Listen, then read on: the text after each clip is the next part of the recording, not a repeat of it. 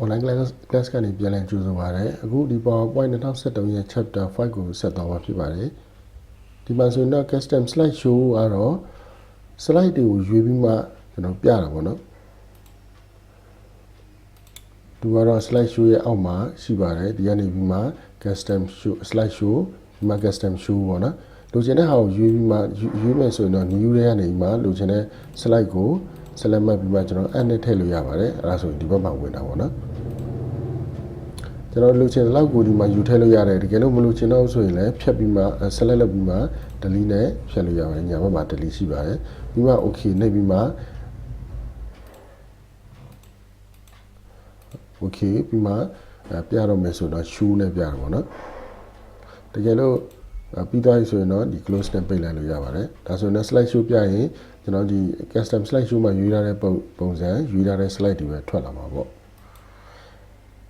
တကယ်လို့အဲ့ဒါကိုပြန်ဖြတ်မယ်ဆိုရင်တော့ custom show ရဲ့အောက်ကနေမှ custom show 1ဆိုရင်မှ remove လုပ်လိုက်ရင်တော့ဒါပြန်ပြုတ်သွားတယ်ဒါ slide show ကလည်းအစားဆုံးပြန်ဖြစ်သွားမှာပေါ့နော်ဒါကတော့ slide တွေကိုရွေးပြီးမှပြပေးတာဖြစ်ပါတယ်နောက်တစ်ခုကတော့ rehearsal time ရဲ့ကျတော့အစမ်းလုပ်ပြီးမှကျွန်တော်အချိန်နဲ့ slide show ပြတဲ့အချိန်မှာအချိန်နဲ့သွားခိုင်းတာဖြစ်ပါတယ်ပထမဆုံးအချိန်မှတ်ထားမယ်ဆိုတော့ rehearsal time ကိုနှိပ်ပြီးတော့ဒါအချိန်မှတ်သွားမှာပေါ့နော်ဒါအချိန်ကိုအစမ်းလုပ်ကြည့်တာရွေးမှ rehearsal time နှိပ်လိုက်ပြီဆိုရင်သူကတစ်ခုတစ်ခုချင်းစီကိုကျွန်တော်တို့အချိန်မှတ်ပြီးမှသူကထွက်လာပြီပေါ့နော်ကိုclick လုပ်လိုက်တဲ့အချိန်တိုင်း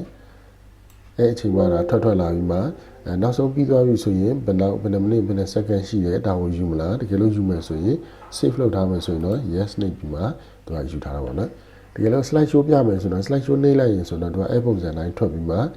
ယူရတဲ့ဟာတွေပဲပြောင်းလဲသွားတဲ့ဒီပြောင်းသွားတဲ့အချိန်တိုင်းသူထွက်လာမှာပါ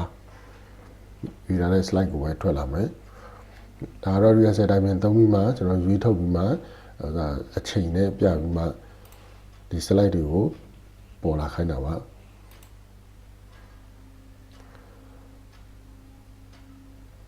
နောက်တစ်ခုကကျတော့ set up slide show ပါ set slide show ကတော့ကျွန်တော် slide show မပြခင်မှာဒီ set slide show ကိုအရင်ကြည့်ပြီးမှပြင်ရမှာပေါ့နော်ကျွန်တော်ဒီဥစ္စာကိုကျတော့ slide show ရဲ့အောက်ကနေ set slide show ရှိမယ် set slide show မှာဆိုရင်ဒီ show type မှာဆိုရင် presented by speaker သူကတော့ screen နဲ့အပြည့်ပြရတယ်ကျွန်တော်တွေ့နေတဲ့ monitor နဲ့အပြည့်ပြရတယ်ပေါ့နော်ဒီအားကြောင့် individual သူကတော့အပြည့်မဟုတ်ဘူးသူက window လည်းပါတယ်အောက်က step menu bar တွေ text bar တွေပါတွေ့နေရတာကိုပြောတာဒါကကျတော့ full screen သူက screen နဲ့အပြည့်တော့ပြတယ်ဒါပေမဲ့ကျွန်တော်တို့ဒီ mouse တွေ keyboard တွေနှိပ်လို့မရဘူးပေါ့နော်ပုံမှန်တိုင်းဆို mouse နဲ့နှိပ်ပြီးတော့ slide တစ်ခုတစ်ခုစီပြောင်းသွားတယ် keyboard ကနေလည်း space bar ပို့လို့ရတယ် right arrow left arrow နဲ့လည်းအရှိသွားနောက်ပြန်အလုပ်လုပ်လို့ရတယ်ဒါပေမဲ့ဒီဟာယူထားတဲ့ဆိုရင်တော့အဲ့ဒါတွေလုပ်လို့မရဘူးပေါ့နော်ပုံမှန်တိုင်းဆိုတော့ full screen ပဲယူမယ် show option မှာ loop continuously until escape ဆိုတာကျတော့သူက10ချက်ရှိရင်10ချက်လုံးမပြီးတော့ဘူးပတ်နေတာပေါ့နော်ပတ်နေတယ်တကယ်လို့ escape key နှိပ်တယ်ဆိုရင်တော့ထွက်တော့မှာပေါ့နော် escape key တစ်ခုပဲနှိပ်လို့ရတယ်ဒါ loop ကတော့ပတ်နေတယ်အများတန်းပြနေတာ show without narration ကတော့အတမပါပဲပြတယ် show without animation က animation တွေမပါဘဲနဲ့ပြတယ်နော်ဒါကတော့ဥစားပါတော့ hardware နဲ့ဆိုင်တဲ့ဟာကိုပြောတာပါပန်ကာလာကျတော့ဘောဘက်အရောင်တွေရွေးတယ်တကယ်လို့ slide show ပြတဲ့အချိန်မှာ right click နဲ့ဘောဘက်ဥစားရွေးပြီးမှမြင်သားပြတာတို့ဘာလို့သုံးလို့ရပါတယ် laser pointer color ကတော့ကျွန်တော်ဒီ slide show ပြတဲ့အချိန်မှာ pointer နဲ့ screen မှာထိုးတဲ့အရာကိုပြောတာပါကိုကကျတော့အကုန်လုံးပြတယ် front ကျတော့ဘယ်ကနေဘယ်ထိပြမလဲရွေးပြီးပြလို့ရတယ်တကယ်လို့ custom show ရှိတယ် custom slide show လုပ်ထားတယ်ဆိုရင်တော့ custom show နဲ့ပြမယ်ပေါ့နော် advanced slide မှာကျတော့ manually mouse နဲ့တစ်ချက်နှိပ်ပြီးပြောင်းတာကိုပြောတယ်ဒါကြောင့် using time အချိန်နဲ့သွားတာကိုပြောတယ်ခုနကတော့ rehearsal time လုပ်ပြီးမှပြတာကိုပြောတာပါ